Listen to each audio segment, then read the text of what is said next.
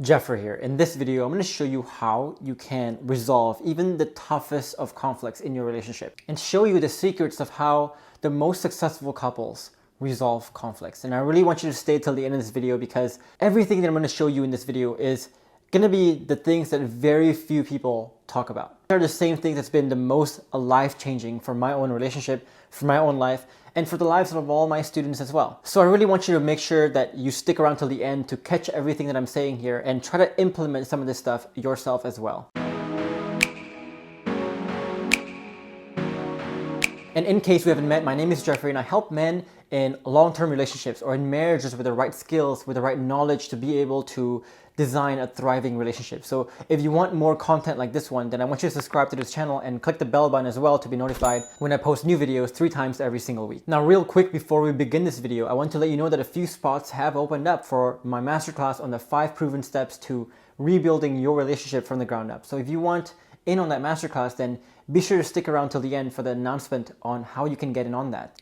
So before I show you how the successful couples resolve conflicts, I want to show you how most couples that I see resolve conflicts. And I want you to see here how much of this you are doing today. So the first is most people are already coming from a place of right or wrong, good or bad from the get-go, and often before the conversation even began. Now, this is when you have, let's say, your own ideas of what is right and wrong, and your partner comes to that conversation with her own ideas of what is right and wrong. Now, what happens is when you start to butt heads on these things, right, instantly you try to make some sarcastic comments. You might say, for example, "Oh, come on, you can't be serious. How can you believe in that? How can you do that?" Or you might respond in passive aggressiveness here. So you might say, you know, whatever you want to do. I mean, I can't control what you do anyway, so do whatever you want to do. Or you might start actively blaming your partner. So you might say like, how can you be so stupid? I don't even understand how anyone can think that. And the thing is, you don't have to say any of these things out loud.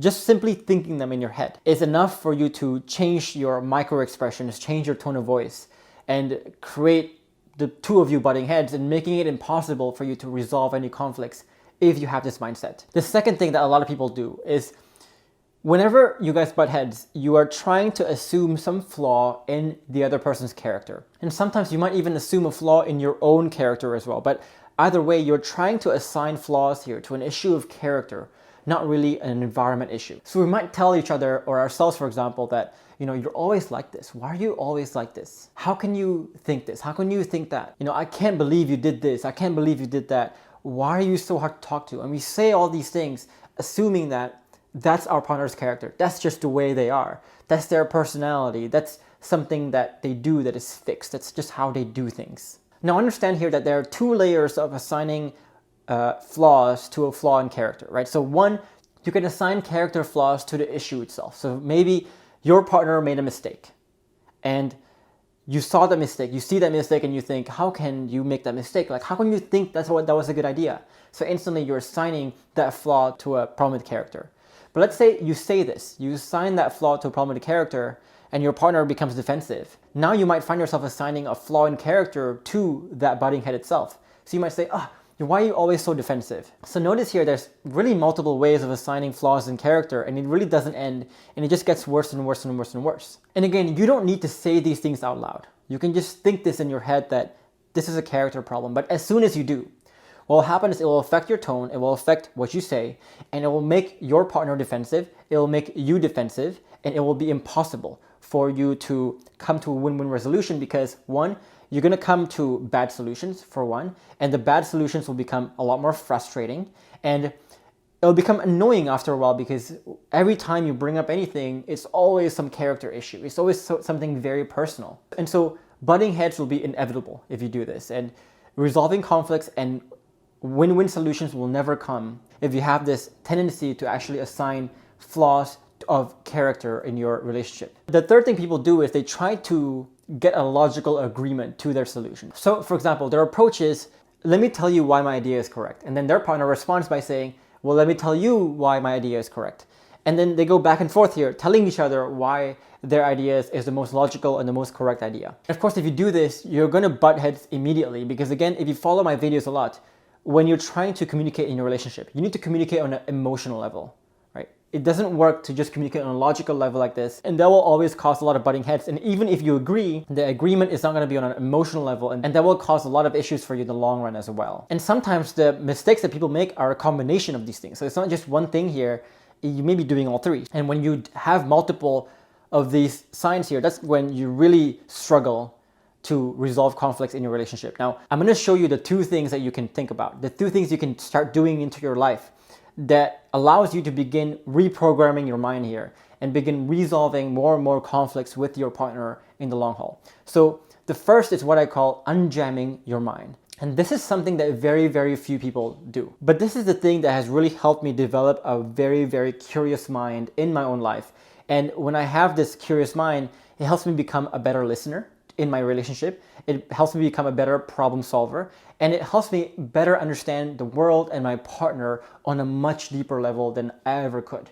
Now, what does it mean to unjam your mind here? So if you look at the way most people live in the world of extremes. They either think something is right or wrong. And in fact, if you're someone who doesn't really pick sides, if you're in the middle of everything, you are kind of shunned in society, right? You're kind of being labeled as boring. You're labeled as like, why do you not care? Why are you so indifferent? And people get upset at you for not having an opinion. But what it means to unjam your life here is that you are getting this understanding in life that nothing is really good or bad. Nothing is really right and wrong, that everything is just a set of pros and cons. And understanding that, when you embody the extremes in life, that is when you are actually having the wrong answer. Because once you embody the extreme here, that's when confirmation bias in your brain kicks in. And that's when it becomes really hard to really change your mind. And the nature of your questioning begins to change so that it becomes really hard for you to change your mind about anything. So unjamming yourself simply means it's training your brain to never think that there is a solid black and white, right and wrong, and training your brain to not be so extreme in your viewpoints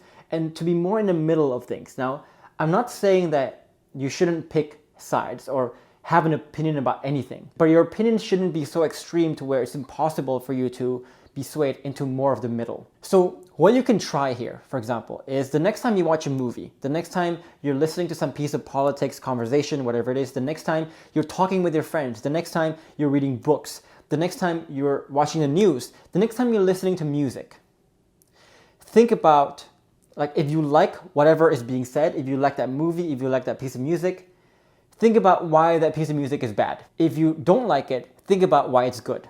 Get used to, in your brain, thinking about what is the merit, the value to the other side. And you might be thinking in your mind right now, like, of course, Jeff, of course there is such things as right and wrong. Of course, right?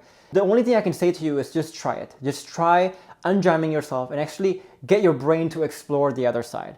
And what you find is that nothing is really purely right and wrong. And a great example of this is, for example, is greed versus generosity. Now, if you look at these two extremes, most of you will say, well, obviously, generosity is correct. Obviously, that's the right thing to do. Like, being greedy is evil. It's not good. So, of course, being extremely generous is a good thing. How can that be a bad thing? The problem with this is that, if you see this, once you're being too generous here, I've known a lot of people who are so generous, they give everything they have, and they end up in a position where they really have nothing else to give. And so they try to be too generous, and because they're too generous, they can't be generous, because now they have nothing else to give. Now, of course, the other extreme is also wrong, where greed is also wrong, where I've known some people who are very, very greedy, and they just try to take money and not create any value for other people. And guess what? Because they're not creating value in the world, they end up not getting the money that they want, that they're greedy for. And so, again, they're so greedy that they can't get the very thing that they're trying to be greedy about. Now, what you want to do here is in the middle, where you are generous. Yes, you see the merits of being generous, but you also see the merits of being greedy as well. That it does take some greed to be able to be generous, and generous in a more bountiful way. So again, the answer in life is never in the extremes. It's always in the middle. So train to unjam your mind from the corners here, from the extremes, and try to explore the other side. And the way you do that is by making it a constant habit for your mind to say, if you think something is right, think about why that thing is bad. If you think about something that is bad, think about why it's right. Always explore the opposite. And why this works is that it trains your brain to be very, very curious. You are always exploring the other side of the equation here and exploring things that you may not be aware of, exploring things that you may not know. And once you can make your brain curious like this, you are training yourself to become a better listener.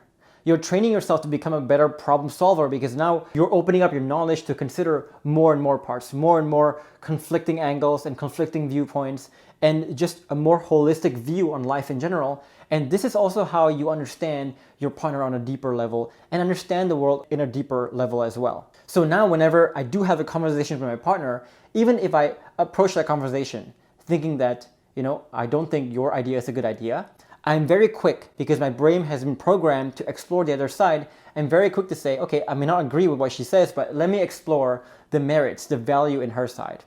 And often what I find is that there is some merits, there is some value to her side as well, that I may not have thought of. And once I consider my side and also fully understand her side, then it becomes much easier for me to come to that win-win solution and resolve even the most difficult of conflicts. But as long as I am stuck on my side, then it becomes really, really hard for us to ever come to a win-win resolution on anything in life. So again, unjam your mind, and this is going to be the best thing you ever did. The second point here is that it's all about systems. Okay, so this is again something that really, really changed my life. And this is again something that very few people do here, because most people are really too busy blaming each other's character. But if you look at the best executives in this world, business executives, if you look at the best problem solvers in this world, if you look at the best relationships, they are very slow to blame people, to blame in character, but they're very quick to blame environments. For example, good executives do not say, when people are lazy, they don't say, why are you guys so lazy? They ask in their mind, what is the environment? What is the system that is currently contributing to this laziness, and what can I change in that system to make it easier for them to be more hardworking? And if you think about it, that's the only way that companies now have come up with all these great innovations in culture, in people building, in morale building, and so on that we have today. If you look at how companies were run back then, it was crap. But it takes many, many executives thinking about, how do I create better systems, better environments in the workplace, so that it'll be easier for people to feel motivated, to feel like they want to work for the company. And this phenomenon of actually assigning things to a character problem, our tendency to assign things to a character problem, is such a strong need in us that scientists does have a name for it. It's called the fundamental attribution error. And that is when we have this tendency to underemphasize the role of situational explanations for behaviors. Because if you really understand this world of situational effects on behaviors, then you will know that most, if not all, issues actually have a situational or a system-based fix. It's not always a character problem. But most people never get to find out this situational or system-based fix because they suck at doing this, because they instantly think it's a character problem. That's where their mind instantly goes. So in my own relationship, for example, I never blame my partner's character. I'm always blaming some system or environment. So for example, if my partner makes a mistake, a really grave mistake sometimes, I would not ask her, like, what's wrong with you? I would ask her, hey honey, I know you're smart, so it's not a character problem, but I want to understand what made you do the things you do. What led you to make this decision that you made? Can you talk about that a little bit? All right, so I'm exploring, when I'm discovering something, I'm exploring the situational problem here. I'm not trying to discover some character problem.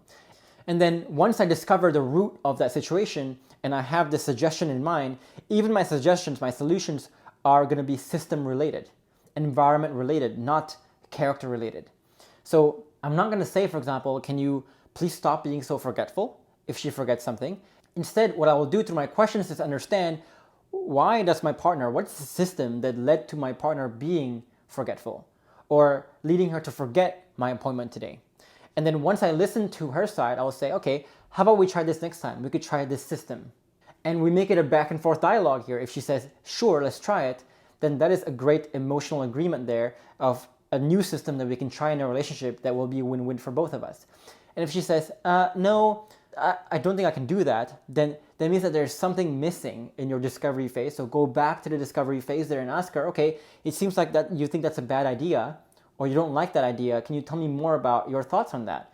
Can you tell me more about some situational thing, some environmental thing that I might have missed? But again, the whole point is that whether you're discovering or giving solutions here, make sure the discovery and the solutions you give are system-based, not character-based. Because once you make it character-based, that's when you raise people's guards up, you make people defensive. But once you make it situational-based, that is when you find that whatever problems you have will become a lot easier to fix, because while changing character is difficult, changing environments is much faster and much easier to do.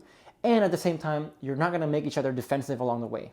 When you can make these two shifts of unjamming your mind so that you can become a better listener, so that you can become more curious and explore both sides, the full picture, the full spectrum of the issue. And once you can make your discovery and channel it into discovering systems and environments, not really character issues, then you'll find that resolving conflicts will become a lot more effortless for you all. Now, of course, there's so many levels to this that cannot be discussed in just this one YouTube video. So if you want to learn more about new ways and new mindsets, new approaches that you can take in your relationship to rebuild your relationship and to resolve more conflicts in your relationship, to create more win-wins in your relationship, then you want to join me in my free masterclass on the 5 proven steps to rebuilding your relationship from the ground up. In this masterclass, I'll show you the exact process, the exact paradigm shifts, the exact skills that you need to learn to be able to design a thriving relationship, to go from a place of a brink of a divorce to a place where you can say you are thriving in your relationship. So if this masterclass sounds interesting to you, then I want you to click the link above my head, or also the link down in the comments below or in the description box below this video as well.